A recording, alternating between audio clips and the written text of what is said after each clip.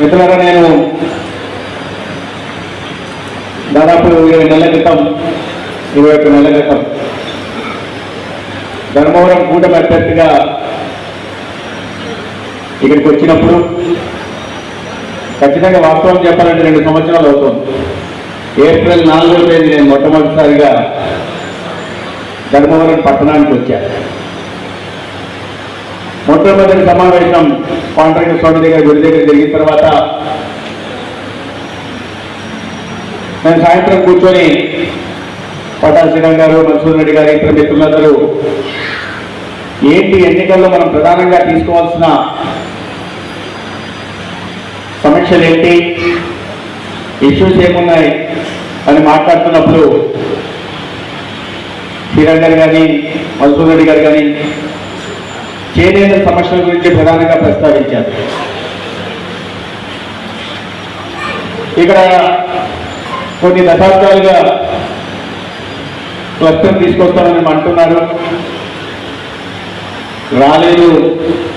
పట్టణానికి సంబంధించిన అన్ని ప్రధానంగా దృష్టి పెట్టాలని అనేక సమస్యలు గురించి ప్రస్తావిస్తూ దీని గురించి ప్రస్తావించడం జరిగింది. నేను వాస్తవం ఒప్పుకోవాలి, ఎందుకంటే ఈ రంగం మీద కానీ చేనేతలు ఎదుర్కొంటున్న సమస్యల మీద కానీ నాకు పెద్దగా అవగాహన లేదు. అనేక సమస్యలు ఉన్నాయి కానీ క్లస్టర్ చెప్పేసాడు ఎన్నికల్లో, తెలియదు అది సాధించగలమో లేదో కూడా తెలియదు. ఎన్నికల సమయంలో నిజాయితీగా చిత్తశుద్ధిగానే చెప్తాం. ఏదైనా మిగతా వాళ్ళలాగా హామీలు ఊరుకురికే ఏ హామీలు ఇలా ఇచ్చిన హామీలన్నీ ఒక్కోటి నెరవేర్చుకుంటూ వస్తున్నాం.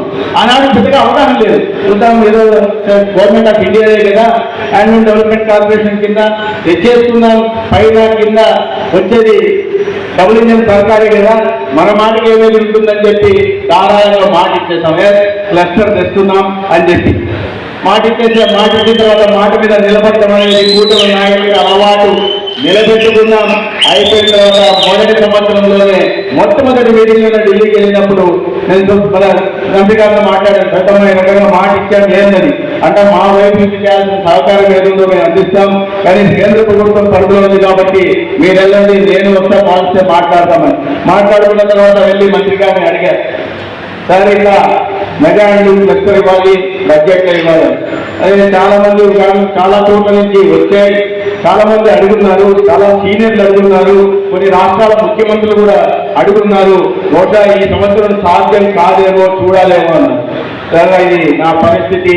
మా చేనేతలు ఆశీర్వదించి నన్ను ఎమ్మెల్యే కల్పించిన తర్వాత నాకు మంత్రిగా నరేంద్ర మోడీ గారు, చంద్రబాబు నాయుడు గారు, పవన్ కళ్యాణ్ గారు అవకాశం ఇచ్చారు.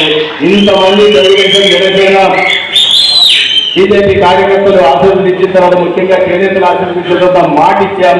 ఏ మొహం పెట్టుకుని మళ్ళీ నేను వెనక్కి వెళ్ళాలనుకుంటే ఇంత పోటీ ఉన్నప్పటికీ కూడా హ్యాండ్లూమ్ క్లస్టర్ ఒకటి మంజూరు అయితే ఆ ఒక్కటి కూడా ధర్మవరానికి మంజూరు. ముఖ్యంగా మరి ధర్మవరం మెగా క్లస్టర్ రావడం చాలా ఇంపార్టెంట్ విషయం. ఎందుకంటే సుమారుగా 8,000 మందికి మనం ఇక్కడ ఉపాధి చూపించగలం. ఇప్పుడు 40 కోట్లు, ఇది మన అందరం చేయి కలిగి దాని అభివృద్ధి బాటలో మనం ముందుకు తీసుకెళ్తాం. ఒక 8 నెలల్లోనే ఈ మెగా క్లస్టర్ ని ప్రారంభిస్తామన్న విషయాన్ని కూడా మీరు సహకరిస్తే ఖచ్చితంగా 8 నెలల్లోనే పూర్తి చేస్తామన్న విషయాన్ని కూడా మీకు తెలియజేస్తున్నాం.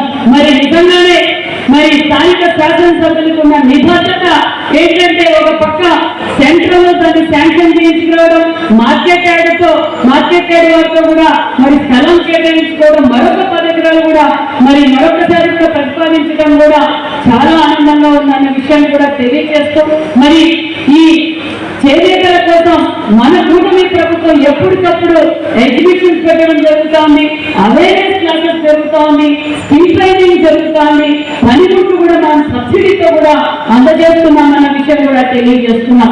ఇందాకే చెప్పారు మరి స్టాండ్ రూమ్స్ కావాలని, స్టాండ్ రూమ్స్ కూడా మనం 90% సబ్సిడీతో కూడా మనం అందజేస్తున్నామన్న విషయం కూడా మీకు తెలియజేస్తున్నాం. కంచిపట్టు చీర ఇది పోయిందా? కంచిపట్టు చీర ఇప్పుడు అందరూ ధర్మవరం పట్టు చీర అడుగుతున్నారు. మేము కూడా ఎక్కడికి పోయినా ధర్మవరం పట్టు చీర మేము ప్రమోట్ చేస్తున్నాం. మరి ఇప్పుడున్న వాళ్ళందరూ కూడా ప్రమోట్ చేస్తున్నారు. ఖచ్చితంగా మరి ఈ మెగా క్లస్టర్ రావడం వల్ల కూడా మనకు మార్కెటింగ్ అవకాశం బాగా